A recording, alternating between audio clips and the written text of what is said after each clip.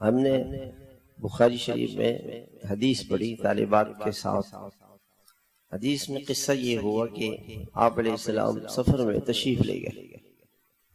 تو عام طور سے ہوتا یہ تھا کہ ظہر کے بعد سفر شروع کرتے، اور یہ ظہر کے بعد ذرا وقت ٹھنڈا ہوتا ہے اور صبح سے ظہر تک کا وقت ذرا گرم ہوتا ہے، تو اس میں سفر نہیں کرتے.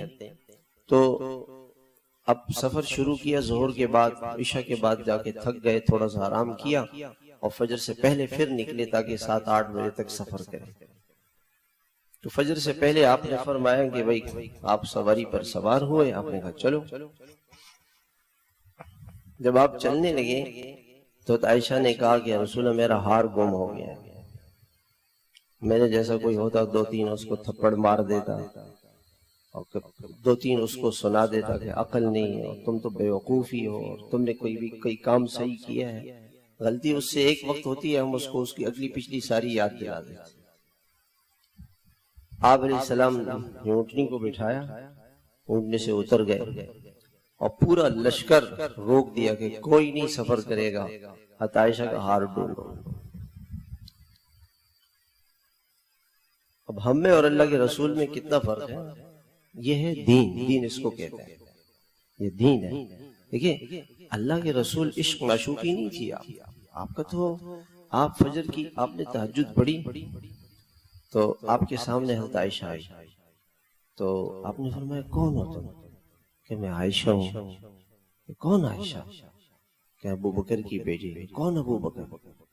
تو حضرت عائشہ سمجھ گئی کہ آپ کا کنیکشن کہیں اور ہے، کسی اور سے دل لگا ہوا ہے، یعنی اللہ سے آپ ہمیں پہچانتے ہی نہیں. آپ کا تو یہ حال تھا. آپ نے فرمایا کوئی لشکر نہیں جائے گا، سب بیٹھ. اب جناب اب دیکھیں نا، سارا سفر سارے ساتھی تیار، سب کچھ بستر باندھ دیے، سامان اونٹوں کے اوپر سارا سامان لاد کے جی نہیں جائے. اب اللہ کی شان، صبح سورج صبح صادق ہو گئی. اب لوگوں نے کہا جی پانی تلاش کرو، پانی نہیں. لوگوں نے کہا آ کے، میرے جیسے لوگوں نے آ کے تو بکر سے کہا تیری بیٹی کی وجہ سے ہوا ہے. اس کا ہار گم ہوا، اس نے حضور کو بتایا، حضور نے سارا لشکر روک دیا، تیری بیٹی کی وجہ. حضرت ابوبکر کو غصہ آیا، دیکھا کہ عائشہ کہاں آئے تو دیکھا کہ آپ صلی اللہ علیہ وسلم عائشہ کے مبارک گود میں سر مبارک رکھ کے سو رہے. آپ کو نیند آ گئی تو حضرت ابوبکر مارنے لگے حضرت عائشہ کو.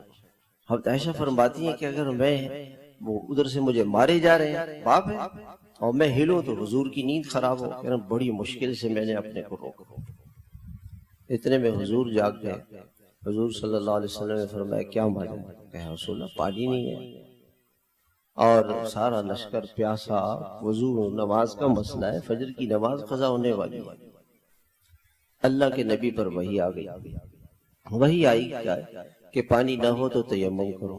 اب سارے صحابہ بڑے خوش. بھئی یہ تو عرب میں تو سب سے بڑی چیز پانی ہے نا، وہاں تو صحرا میں کہاں پانی ہوتا ہے، پانی مل جائے تو. اب پانی نہیں تو بدل آ گیا کہ تیمم. سب نے خوشی خوشی تیمم کیا. تو ابوبکر کو مبارکباد دے رہے ہیں کہ اللہ نے آپ کی برکت سے، آپ کی بیٹی کی برکت سے جو ہے ہمیں یہ نعمت عطا فرما دی. اخیر میں آخرکار ہار نہیں ملا.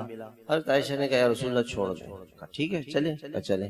اٹھے تو وہ ہار اسی اونٹنی کے نیچے تھا، اسی اونٹنی کے نیچے ہار تھا. اب اگر میرے جیسا آدمی ہوتا تو 2-3 تھپڑ مارتا، اس کو سناتا کہ عقل تیری نہیں ہے، سارے لشکر کو روکا، پانی نہیں، نماز خراب ہو جاتی ہے، اور کیا کیا تم نے، یہ کیا ہے، اور ہار نیچے تھا.